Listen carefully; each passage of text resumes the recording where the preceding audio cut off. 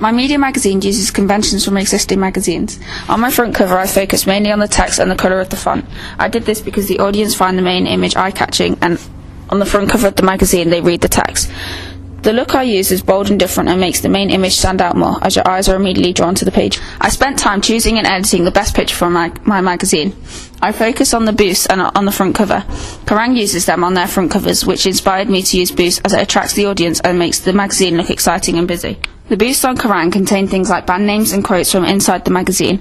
I have applied this to my own magazine and have used quotes and revealed band names which are included in the magazine. The main masthead on my magazine went against the convention of Kerrang. This was the main difference I did. As I followed most of the conventions of Kerrang, I tried to make my magazine my own and individualise it. Whilst using the conventions of Kerrang, I made it loud. The masthead is different in that it doesn't spread all the way across the magazine. In the double page spread, I changed all the colours, so again, it was my individual work. The double page spread I focused on from Kerrang used colours such as pink, black and white. I challenged this convention in my own magazine by going against Kerrang's colour scheme and using colours such as black, white and red. I did this because I wanted to stick to the colour scheme that I used for my contents page and front cover, which was a lot of black, white and red, so I wanted this colour scheme to be fluid and frequent throughout the magazine. I basically mirrored the contents page of Kerrang magazine for my own contents page. I did this as I really liked the layout of Kerrang, so I wanted to apply this to my magazine. One of the things I changed was the text reading contents is on the opposite side to the example that I was looking at. I changed the side for my magazine as it looked more suitable on the left hand side, as it went better with the main picture. My media magazine represents mainly the social group of punk rockers. Youth is represented in my magazine through mainly the images. This is portrayed on the front cover, the contents page and the double page spread. The images represented how youths are perceived and looked at. In this day, youths are seen as intrusive, rude, rebellious and selfish. My magazine represents the sort of rebellious side of youths, which is shown in the article and main images. The taglines featured on the double page spread juxtapose the images. This shows that the magazine is produced for youths, as the language used appeals for the younger generation. For example, on the double page spread of the magazine, older people are not going to be attracted to the quote, "I slept with some guy in my parents' bedroom." The older generation aren't really going to want to read about things like this, as they might find this inappropriate. This is how the youths are represented nowadays, so my magazine represents youths as being reckless and careless. Gender isn't really represented in any other way than usual magazines. By looking at my magazine, you can see that it is produced to attract a male and female audience. Having said that, there could possibly be more of a chance of attracting a female audience, as the main image and main storyline is about girls, so this may actually draw in the girls slightly more. However, males would also find it appealing, as on the front cover the girls are posed in a seductive way, drawing the male audience in. Ethnicity is represented through the magazine, as there isn't really any Indian or black people featured in the magazine. The editor of the magazine featured on the contents page is an Indian, but the main people featured in the magazine are white. This is because stereotypically you don't find many black or Indian people who are featured in rock and roll. The main social ethnicity group into rock and roll are white British American. There wouldn't really be many media institutions that would distribute my particular magazine. The magazine would be sold in most newsagents. It would also be sold in supermarkets, but as it's quite a violent and harsh looking magazine, it can be delivered to customers' door, so this is a good way to distribute it, as there would be a better chance of making more money, as they would order the magazine each week and it would end up giving the magazine a larger profit. Bayer is the distributor of Kerrang magazine, so they would probably also be the distributors of my magazine, as the distributor represents the rock genre of my magazine. Using Bayer, I can then synergise my magazine with theloud.com, as these are the ticket sellers for Kerrang magazine.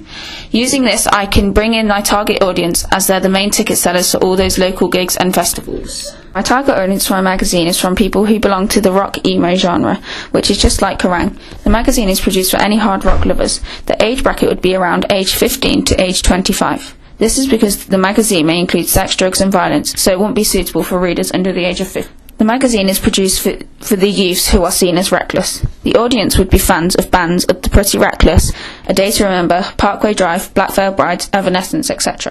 Every magazine is targeted towards one specific social group. There aren't many magazines that attract lots of different groups. This is conveyed through the images on my magazine. For example, the front cover, contents page and double page spread all feature young people.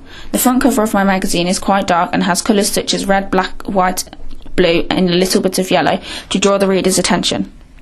These particular colours would attract the social group of a sort of rocky, as they stereotypically seem to be the only attracted to darker colours. The bands featured on my magazine front cover are all of the rock genre, so this represents the rockier social group. This is conventional to Kerrang, as Kerrang also feature artists on the front cover who belong to the stereotype of the genre of the magazine. The masthead loud represents loud music. Rock is all about loud music, and this represents a social group of rock. The front cover really singles out the social group of rock, goth, emo, as people who are interested in music such as R&B aren't really going to want to be attracted to this kind of magazine. The unnatural sexual poses of the girls on the magazine attracts more of a male audience. This is because these are younger girls. This would draw in the male audience because these girls are being used and portrayed as sexy and edgy. The contents page would draw in the social group of rockier people as they are as the target audience for Kerrang. The contents page would draw in the social group of rockier people as they are the target audience for Kerrang. The dark colours and images would also draw them in. The box body text on the double page spread could attract the social group of rockier people as it reads, "I author my own disasters." This is quite different quote which will emerge my reading. I attracted my audience by using things such as dark colours on my front cover, contents page and double page spread. My images were the biggest attraction of my magazine as they really stood out and showed the attitude of a rock and roll artist. The front cover of my magazine has a very unnatural sexual picture of two girls, so this would attract the audience as they are clearly posing for the camera as they are staring directly to it. The colours of red, black, white, yellow and blue on the front cover would attract the audience as they stick out and make the magazine brighter. I feel that the puff on the front cover would draw in the reader's attention as it stands out and is situated right next to the main cover line. The contents page would also attract my audience as it is just like Kerrang's contents page, and the main image stands out as it covers half of the page, so this makes the contents page look less busy. As for my questionnaires I did before starting my magazine proved to me that most people don't like too much writing in a magazine as it puts them off, so I didn't want there to be too much writing on my contents page as it is the first page people see when they open the magazine. This applies to the double page spread also. I wanted there to be an article but not too much writing, which is why I had a picture covering the whole of the one page.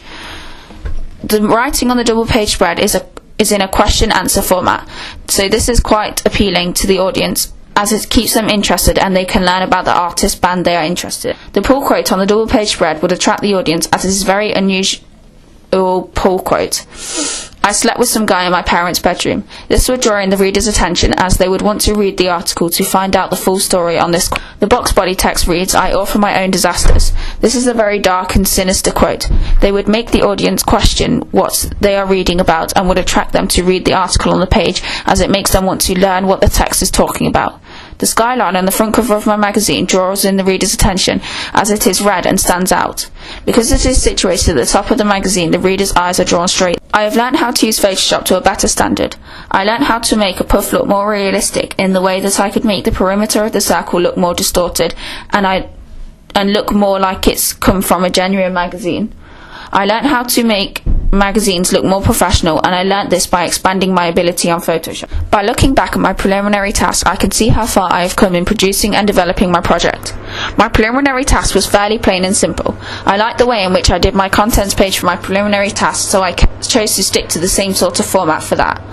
But my front cover changed. For example, my puff on the front cover on my preliminary task was just really simple, just a black circle with a writing over the top of it. For my final magazine, the puff was a black circle with a sort of distorted red edge to it. I was really pleased with the development and the difference in this part of my magazine.